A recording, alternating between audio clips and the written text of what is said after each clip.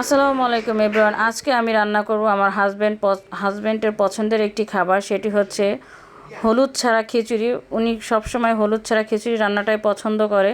তো আমি প্রথমে পেঁয়াজটাকে ভালো করে ভেজে নিয়েছি, তার মধ্যে যাবতীয় সব মশলা দিয়ে দিয়েছিলাম। হলুদ বাটা, হলুদের গুঁড়া, মরিচের গুঁড়া, আদা বাটা, রসুন বাটা, জিরের গুঁড়ো, যা যা লাগে, গরম মশলা দিয়ে ভালো করে ভুনে নিয়েছি। সাথে আমি দিয়েছি চাল, পোলাওর চালের সাথে 5 রকমের ডাল। তা আপনার ওখানে ছিল খেসারির ডাল, মুসুরের ডাল, মুগের ডাল, বুটের ডাল, আরেকটা যেন কী ডাল ছিল আমি সঠিক জানি না। তো এরপর চাল ডাল মিলে আমি ভালো করে ধুয়ে নিয়েছি। ধুয়ে নেওয়ার পরে আমার ভুনা করা মশলার মধ্যে আমি চাল ডাল দিয়ে দেব, দিয়ে ভালো করে ভুনে নেব। আপনি পোলাও অথবা খিচুড়ি যাই রান্না করেন না কেন, যদি আপনি মশলার মধ্যে ভালো করে ভুনে নেন তাহলে আপনার পোলাওটা বা খিচুড়িটা খুবই ঝরঝরা এবং খেতেও মজা হয়। তো আমি ভালো করে ভুনে নিচ্ছি যেন ঝরঝরা এবং খেতে মজা হয়। এরপর হচ্ছে খিচুড়ি এমন কেউ নাই যে পছন্দ করে না, আমার বাসায় তো সবাই পছন্দ করে, তবে বেশিরভাগ আমি খিচুড়িটা রান্না করি হলুদ ছাড়া।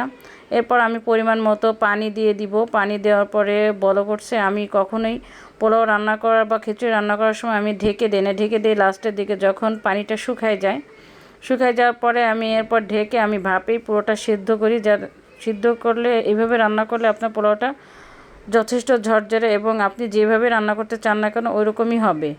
তো এর মধ্যে আমি একটু আদা কুচি আর হচ্ছে পাতাকপি কুচি দিই। আমি সবসময় এগুলো দেওয়ার চেষ্টা করি, কারণ এগুলো দিলে আপনার পোলাও বা খিচুড়ি দেখবেন টেস্ট অন্যরকম বেড়ে যাবে, বেশি মজা লাগে।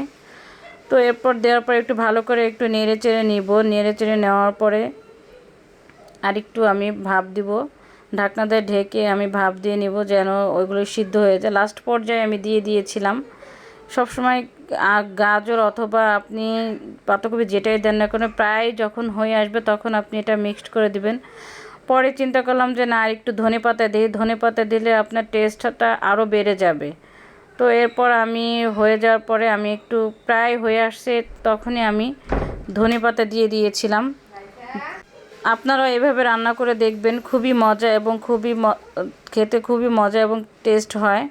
আর রোজার দিনে তো আমি সবসময় ভাজা পোড়া থেকে আমি খিচুড়ি, পোলাও এগুলি প্রেফার করি, বা ভাত, এগুলি দিয়ে সবসময় আমি ইফতারি করি। আমার খিচুড়িটা প্রায় শেষের দিকে, দেখেন কালারটা কত সুন্দর আসছে এবং ঝরঝরে। এভাবে আপনারা রান্না করে দেখবেন, খুবই মজাদার হয় খাবারটি।